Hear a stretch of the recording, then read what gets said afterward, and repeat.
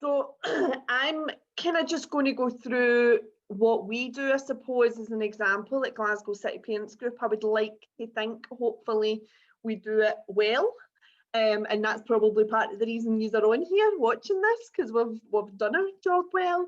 But also to give you a bit of background, that my actual day job that I get paid for is in marketing, so I suppose I'm at a wee bit of an advantage there, and it does come in very handy when I'm doing my work for Glasgow City Parents Group.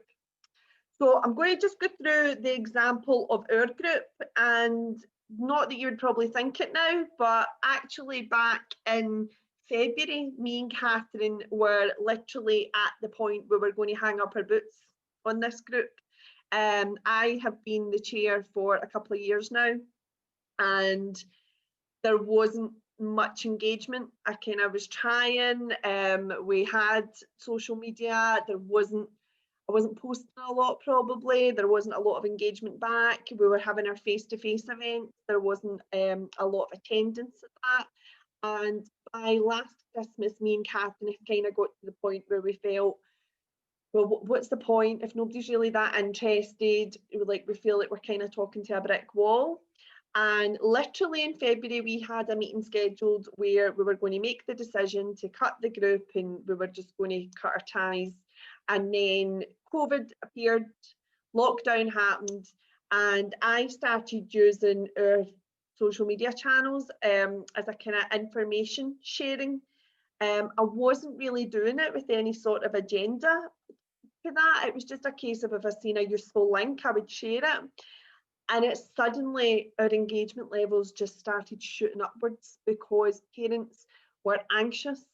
They wanted information. They wanted to know what was happening with school closures. And as you can see from some of the figures that I've put on the screen just now, our kind of engagement levels shot through the roof. So at that point, myself and Catherine, we kept that date that we had, that we were going to meet and discuss to hang up our boots in the group, but it turned into a very different meeting, because it turned out to be, actually, we're now getting a really good audience for this group, and we could really use this to our advantage for parents and for the schools. So this really example is to show you, not expecting your parent council to maybe get to this level. If you do get to this level of engagement, then fair play to you, tell me your secret. But it's to give you an example of how you can build up your parental engagement. And I think now, because a lot of people are turning to digital technology to engage, now's the best time to do this. And as you can see for this slide, when I was running the group, it was literally me on the group. There was no group, it was just me. What actually came out of those parental engagement sessions that Fiona referenced was, we ended up with quite a number of volunteers who wanted to be part of the group.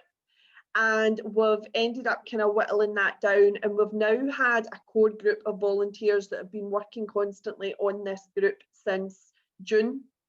And it's quite a solid running group. And like Fiona said, Education Services then use Glasgow City Parents Group as their core focus group. Obviously then we'll send out kind of consultation wider when it's required. But it just shows you as well, it's a good opportunity for you as a parent council to even try and recruit new members, because you've got higher engagement levels. So whilst that might look like big numbers there, it's just to try and give you an idea that it can be done. We've went from a really non-existent group, which sometimes can happen with parent councils. I'm part of a parent council. I've run parent councils where it's like 2 people. Now's your opportunity to get engaged with your parents, get the good news stories out there, give them the benefits of joining the parent council, and get them involved.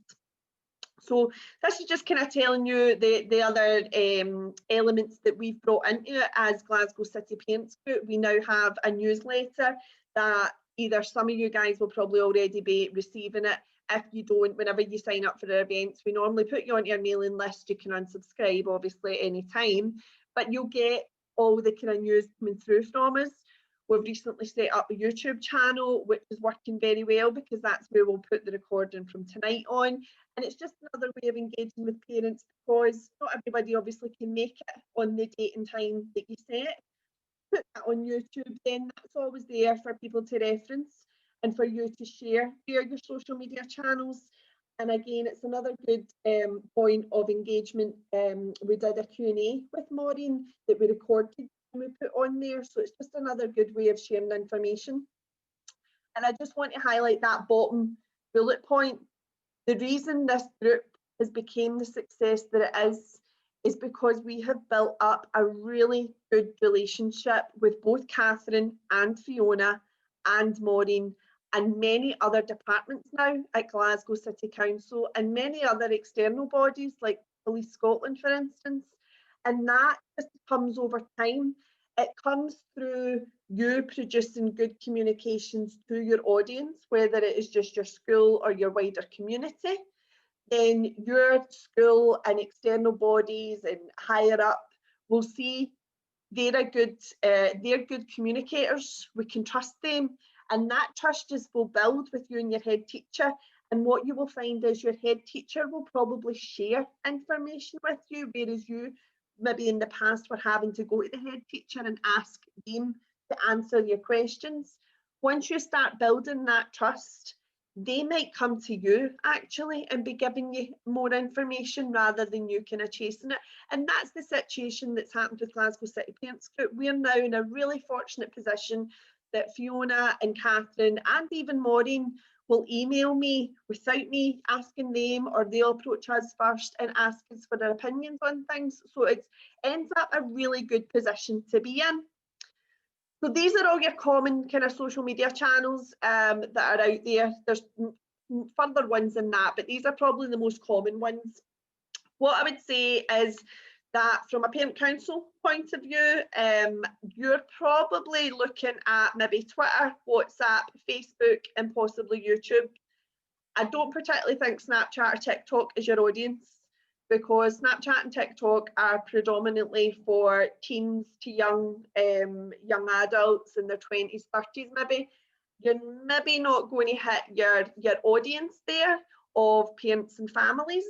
So that, I was just kind of putting these up here though to show you like the most common social media, but I'd say probably from a parent council point of view, the most common forms of social media that you're probably going to use is Twitter, WhatsApp and Facebook.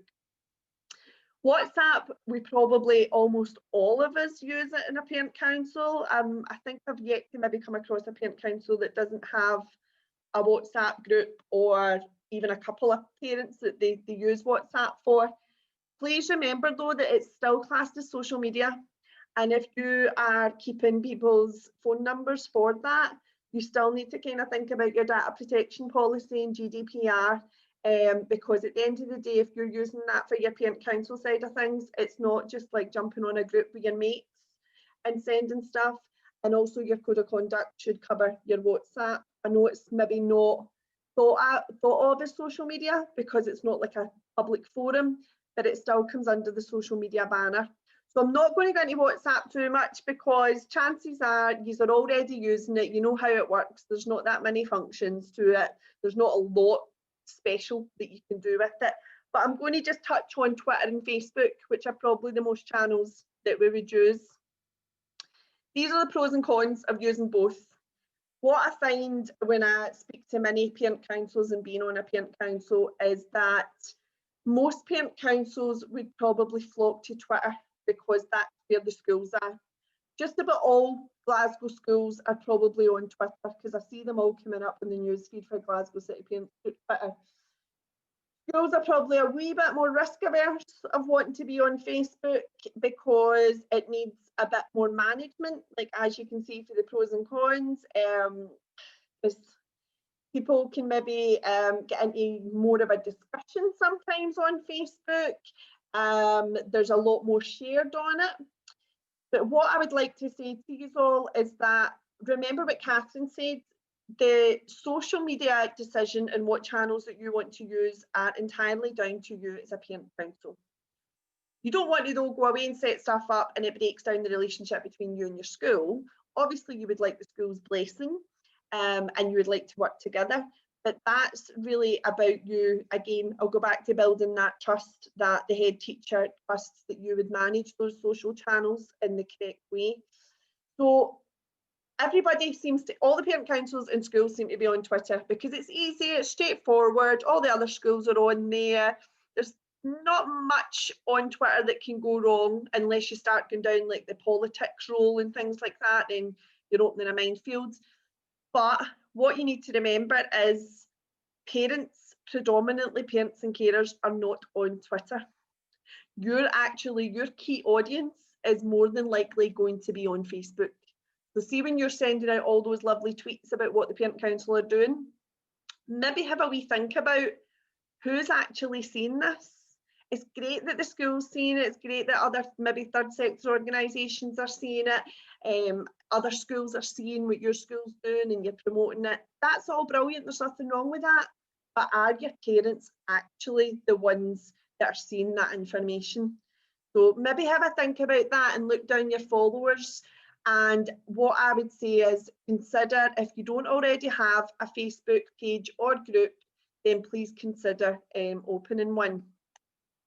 This is the difference between a page and a group on Facebook. What I would say is, again, if it's going back to that kind of risk-averse behaviour, I think a lot of parent councils and some schools are on Facebook.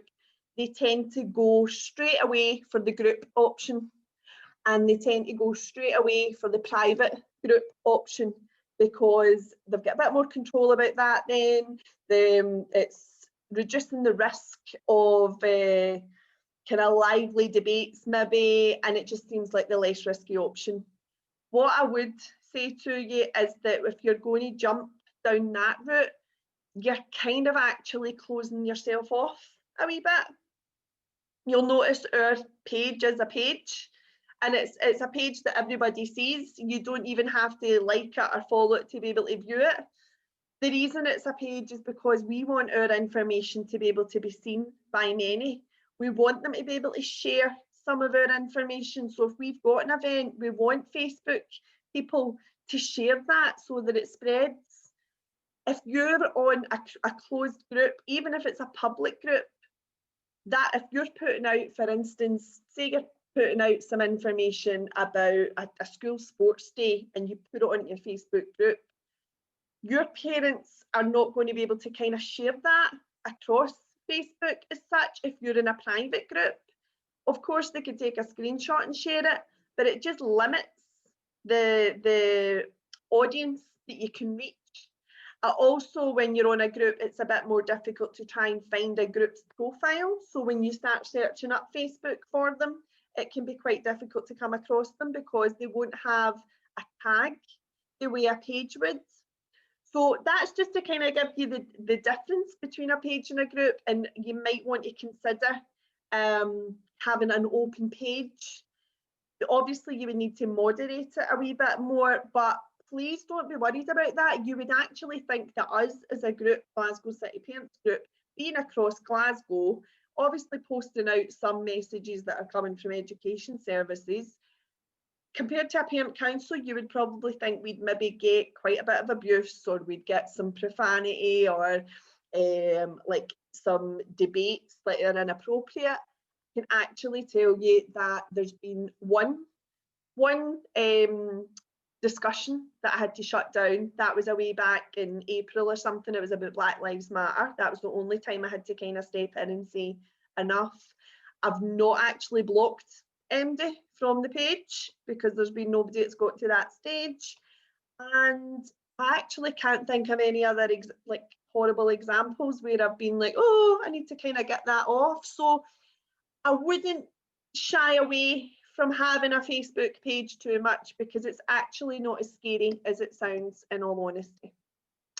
I want to just highlight to you though that no matter what way you go, what route you go down, and this is not just predominantly for Facebook, no matter what kind of social media you use, please take a few minutes to actually go through your privacy settings and just check that things are in place that you want to be in place. So for instance, on our page, on our Facebook page, I have the profanity level set to strong. so it actually wouldn't allow anybody to post on it.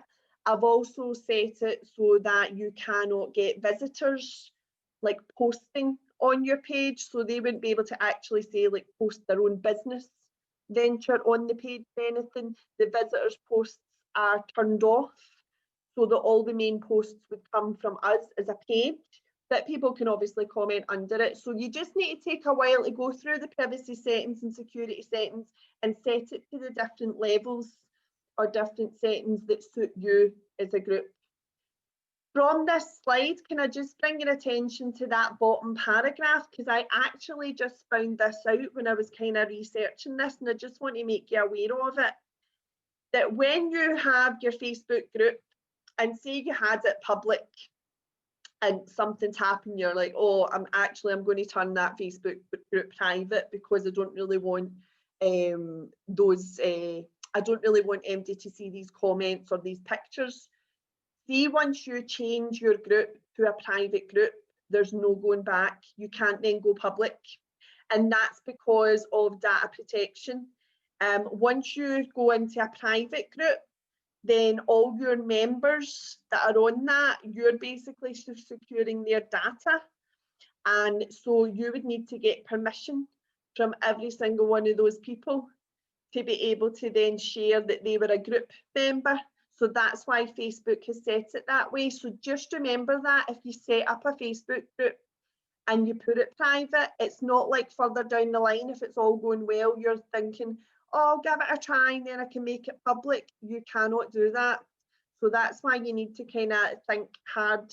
Do you really want to go down that route? Because when you go down into a private group, it makes it a bit more difficult for your parents to engage with you, because they actually need to physically come and join your group because it's private. So that's why I'm a wee bit against that, but each to their own and whatever works for you. In terms of levels of engagement, to keep the content, so content is like what you're posting, your photos, your stories, your statements, your links, anything at all that you post, it's referenced as content. The way to make your content a wee bit more engaging for people, rather than just sticking out a post of text, you know yourself, if you're scrolling through any social media and it's just a bit of text, you're not always going to stop and read it. So what we are, in kind of marketing terms, we would always advise anybody doing any sort of social media to add an image to their post. Doesn't have to be an actual image of people or kids or anything. It can be a cartoon, it can be a bit of text image, something. It's just a bit more eye-catching when you are scrolling down a news feed on whatever channel you use. So that's actually the second slide, I should say. So the tool that I regularly use, and it's great, it's free, it's online, it's called Canva. You can make all sorts of your own images. You can do, this presentation was on Canva. You can make GIFs, you can you make videos, you can do PDFs. Like it's a great tool, and it's really good for just making up a wee image to attach to your post so that it's a bit more eye-catching and you don't need to worry about permissions and etc. And if you don't have an image that's relevant, you can just make up something. I'll go back to the first square. When you're posting any kind of documents, or if it's a web link and it's really long, this is probably more useful on Twitter, because as we know, Twitter, you only get 140 characters. You can obviously add on for a second tweet, etc., but it fills up really quickly. So if you've got a big long web link that you're adding in there that you want to share, it will use up your characters really quickly. There are what's called link shorteners online. They're like free, you can just Google them and they'll come up. All you do is you paste your long link into the box and you hit shorten, and it will give you a shorter link, and it can actually reduce a link, say, that's got 80 characters. It will reduce it down to a link that's maybe got about 12 characters. So it gives you then a lot more space to be able to add into that post, and it doesn't take up all of your Twitter then. So that Bitly and short URL is probably the most common used ones, but there's all different ones. So if you just Google like URL shortener or link shortener, you'll see them all come up, and then you just post your link in it and it will change it over for you. So really useful to not use up your space. Back to the next square again. When you're if you're using video, obviously I would imagine that most folk probably use their phone to record their video, or like if you're on a Zoom meeting, then you can record some video on that. A really good free video editing tool that I use, again, because as Glasgow City Parents Group, we don't have any sort of budget for anything, so everything I do is for free, gracias. I do not pay a penny for it. So Clipchamp is a really good video editing tool. It's dead straightforward to use. You can add all different media into it. You can add music on. So see all the YouTube videos that I've been doing for Glasgow City Parents Group, that's what I edited it through. So there's no need to be spending money on any editing tools or anything. There might be other ones out there, but I just find Clipchamp is really easy and straightforward to use. I don't like too many options. I like to just go on there, hit a few buttons, and that's it, done. And then at the bottom, you've got Biteable is another good tool as well. There is a paid version, but there's a free version. And if you're trying to maybe get round the fact that we can't go out and take videos of kids or videos of other parents, but you've got a wee message that you want to put out there or something, you can actually create like animation videos through Biteable. And so that could still create whatever content it is you're looking to create, but without having to use anybody's actual image in real life. And again, just Google these things and they'll come up online, and it just makes for a wee bit more engaging content on your parent council channels rather than just sticking out a kind of post, because engaging content is where folk will keep coming back to your social media to check what you're posting. I know that a lot of people think, oh, but that just sounds like so much hard work. Like I would need to be sitting on Facebook or Twitter all day and sharing stuff. No, you don't. There is scheduling posts for both sites. So what you can do with that, and I tend to do this as well most of the time. See if I've got like an event that I'm running and I know for the next 2 weeks, I want to really hammer that out there to get sign-ups. I am actually not sitting on my mobile phone posting that like 3 times a day. I tend to then go on to TweetDeck for Twitter, Facebook publishing tools, and you can schedule those posts. So what you can do, because I think some parent councils maybe think doing social media is a lot of work. It can be at first until you get used to it all. See, the more you start using it, the more you get used to it. But these are great tools that what you can do, like say on a Sunday night, if you've got an hour, you could sit for an hour, schedule stuff for the week, and then you just let that run, and that's you. You don't need to post anything else for the rest of the week. They're dead straightforward. So you'll see on the Twitter one, the blue section that you see, that's where you would put your Twitter message in there. You can still put hashtags, and you can still add images, and then you just pick your day and your time that you want that to go out. The Facebook one, it's the blue button that you see kind of relatively in the middle of that. It says create post. It comes up create post, and it's actually set up the exact same way you would do any Facebook post. The only difference is underneath it, rather than you just hitting post, it says schedule post, and you just pick your time or day to do that.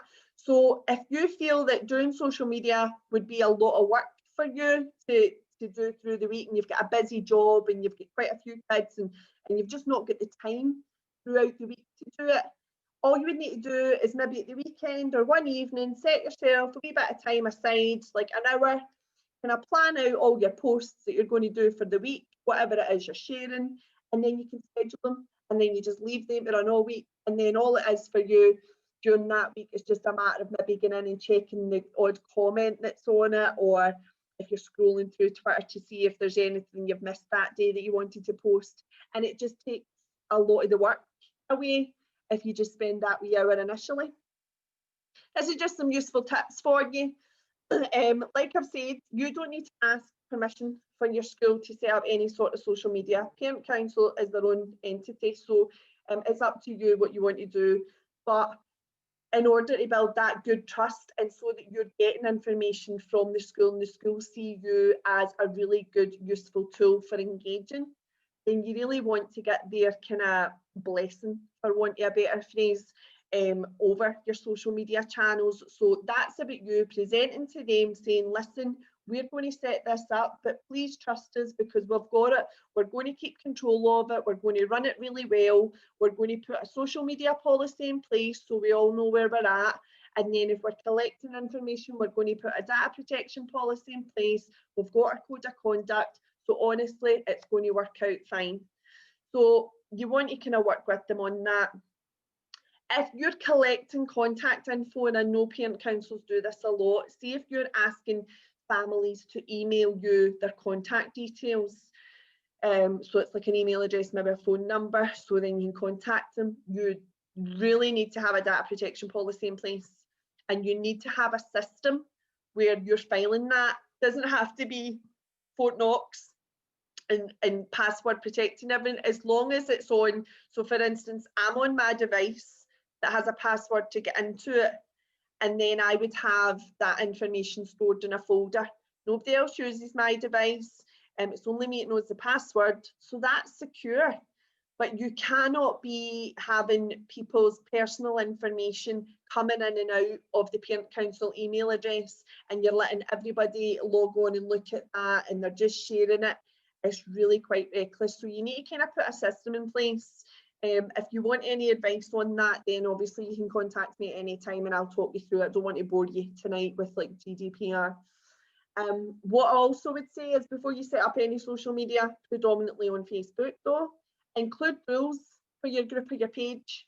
You can always put out a wee post with that on it and just like kind of pin it to the top of your page, and then everybody knows where they're at. So it would be things like, we're not going to talk about parents by we're not going to talk about parents or kids or teachers by name. There'll be no cursing, there'll be no bad mouthing people. Whatever your rules are, there is no harm then posting that on your social media, and then parents that are maybe not even part of your parent council, they know where they're at, and your parent council know how they should be behaving as well if they're posting on that. And see if people don't abide by your rules, don't be afraid to block them. That's what that button's there for. As long as you've laid out those rules and they were very clear to begin with, and people basically, when they sign up to be part of your Facebook group or follow your page or anything like that, if they've following you or joined up, they're like saying, yeah, we'll stick to those rules. See if they don't, then use the block button. There is no shame in that. It is the parent council's page and it is entirely down to you how you use it. Just don't start blocking folk just for the sake of it though, if they've maybe got a different opinion for you. I mean, I would use it sparingly, but if there is somebody being really quite offensive, you're a volunteer, you're not there to take abuse from anyone. You're there advocating on behalf of your school, and you're actually doing that in your free time. I also want to highlight to you that I've noticed many schools do this on Twitter, where they have a private page, and it just goes back to that Facebook private group again. I understand why they've done it, but the problem is, if you're private on Twitter or on Facebook, it makes it very difficult then for parents who are maybe not in your wee group already to be able to see that information. So you think about all the new P1 parents that maybe came up in August there, and they're not part of your private Facebook group, or they're not on the Twitter yet. They won't be able to see that information as it's coming out.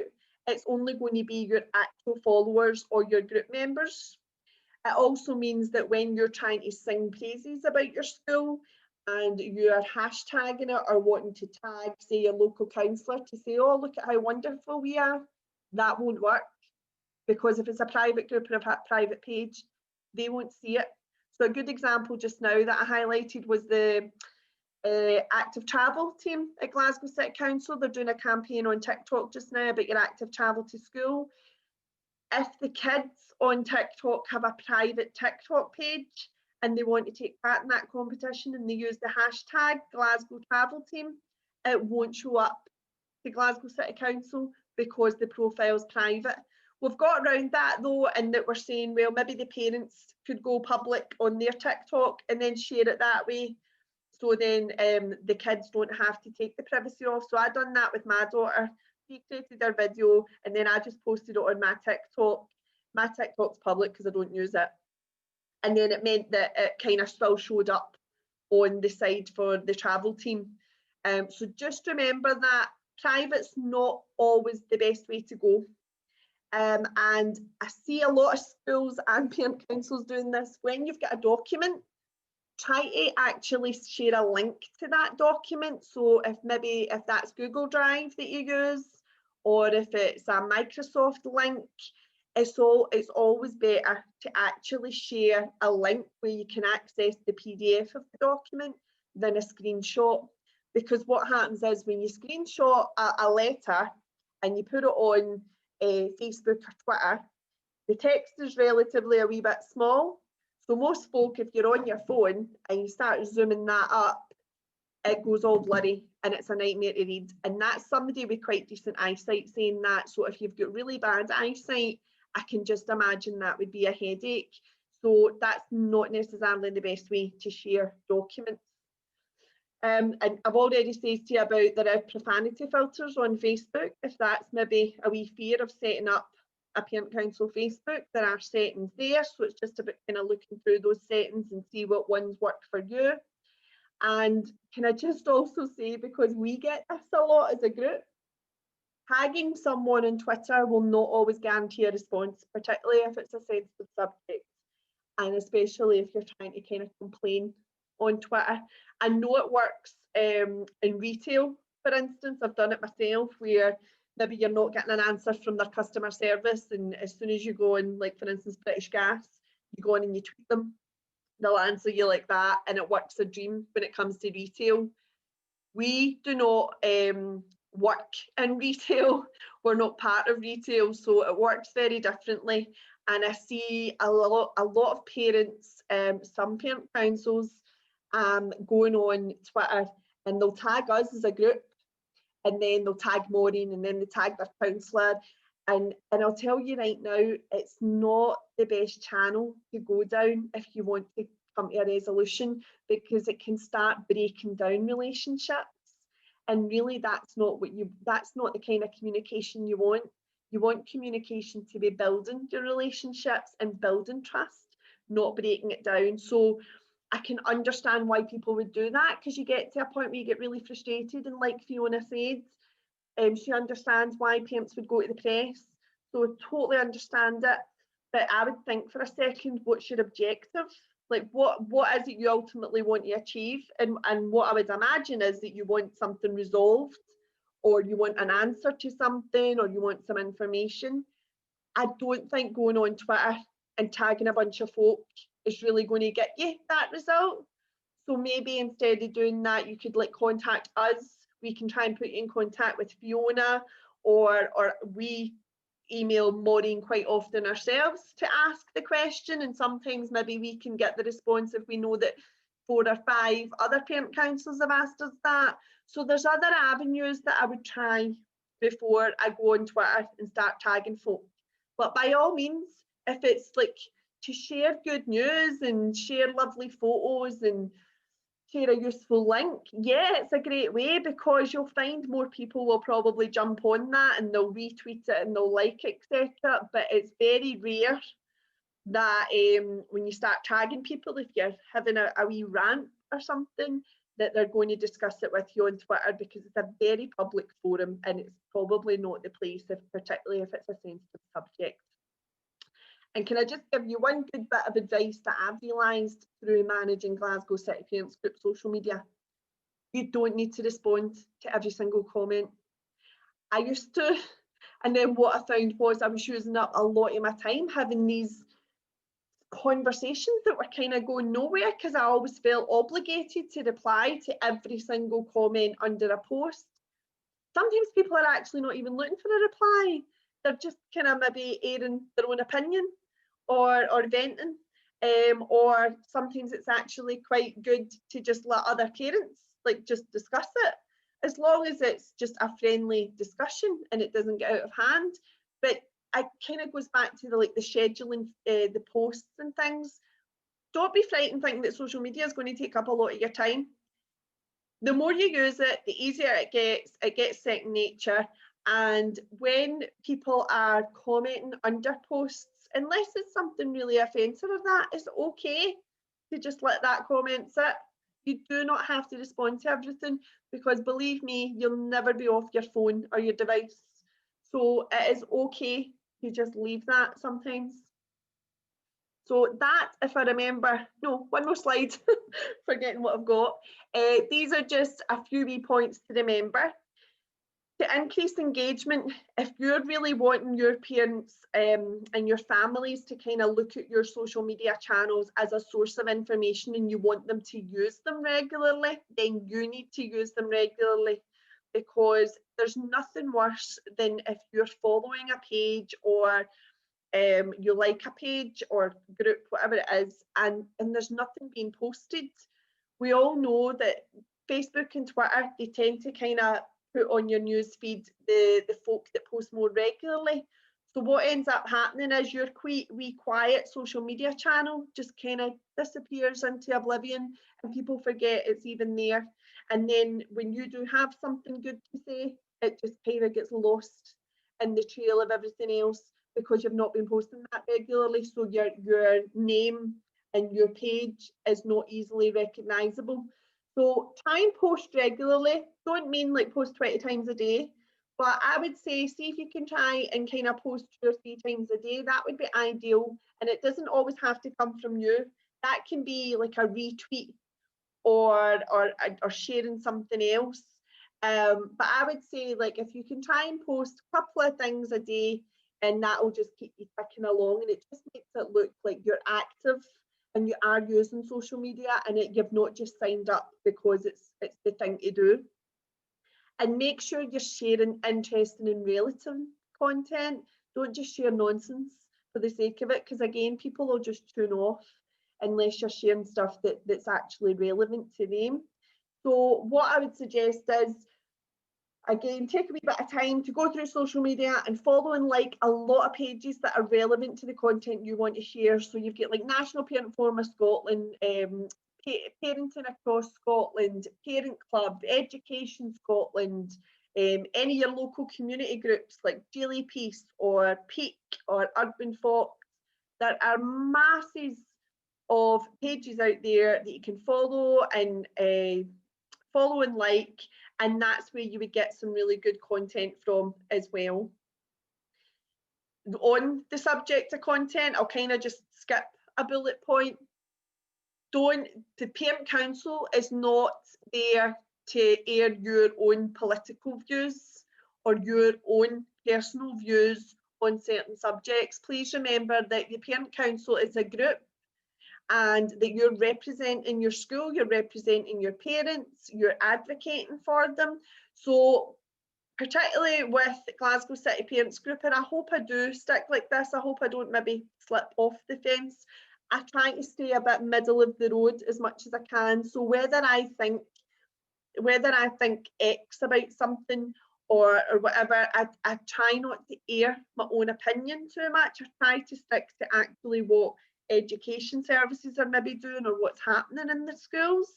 So for instance, recently, like when I was sharing about face coverings now outside schools, that doesn't necessarily mean to say like I support that or I'm against it. Like, I'm not on either side of that, and I'm not going to tell you that. I'm just sharing that because that was the new guidance that came out. Now it's being asked of us from the government that we wear face coverings outside schools. So you try and stay in the middle of the road as much as you can, because if you start siding on either way of that, that's where some problems can happen as well, because everybody's got their own opinions and we don't always necessarily agree. And I think you can maybe open yourself up for a lot of criticism as well. And it's just not the place for that. You've got your own social media where you can kind of push your own views out and whatever, but the Parent Council social media is not for that. I'll just jump back. We've got photograph permissions when posting. So just remember that as well. If you're going to post any photos of school kids or even of other Parent Council members or anybody like that, you need to have their permission. And I don't just mean possibly them saying, yeah, that's okay. You may actually want to think about having a forum that they would complete. And then you kind of retain that, because what has happened to me in the past through my job is that you can get permission from someone to share, like, so I used to do audio blogging for a charity, and I'll share that audio blog.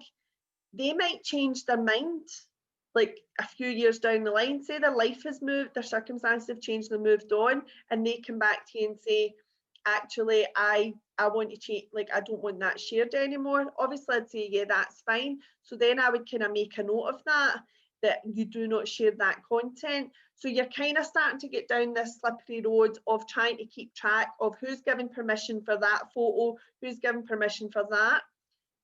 See, to save all that hassle and to save you worrying about trying to get photo permissions or trying to block people's faces out and kind of ruining your good picture, either use Canva to create an image that doesn't need photographs, or I then just share from the school's Twitters. So see if the school posts a really good photo of the kids, it's okay then to share from there, as long as their Twitter's public, obviously. You can either share on Twitter from there by retweeting it, or you screenshot it where you've got the full tweet, not just the photo, because as soon as they post that out on the public forum, then you can just share from there. What you can't do is save the photo and then go onto your parent council page and share it from there, because that's you back in the whole photograph permissions territory. So just remember that. And also, when you do your permission slip, make sure it's very clear that it's either just for that one event that you're sharing that photo for, or it's to cover you for, say, 3 months or the school year. Because if you don't state that, and somebody signs that off and says, yeah, you can share that photo, and then say you get a second photo through and you decide to share that, they might come back and say, oh, I gave you permission to share that first photo, but not the second one. So if you're going to ask for photo permissions, you need to make sure you're very clear on what you're asking them for permission on. So that's why I think the easiest thing all round is just to always just share via the school's channels, and then you don't even need to go down that avenue.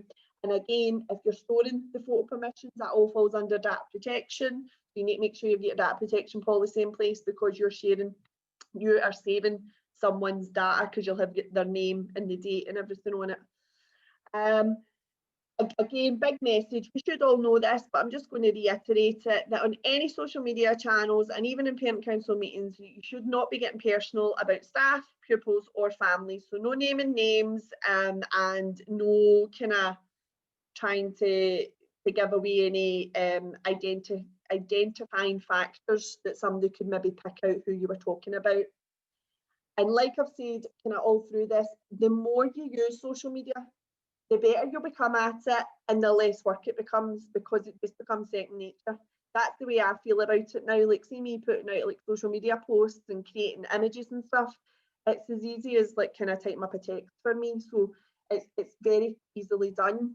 But that only comes through years of doing it. I mean, currently I manage about 3 or 4 different profiles, because I volunteer for another organisation as well, and then I have my day job. So I'm kind of juggling about 3 or 4 different social media profiles. So it just becomes kind of second nature when you're at that level. And the more you do it, the more you get used to it. So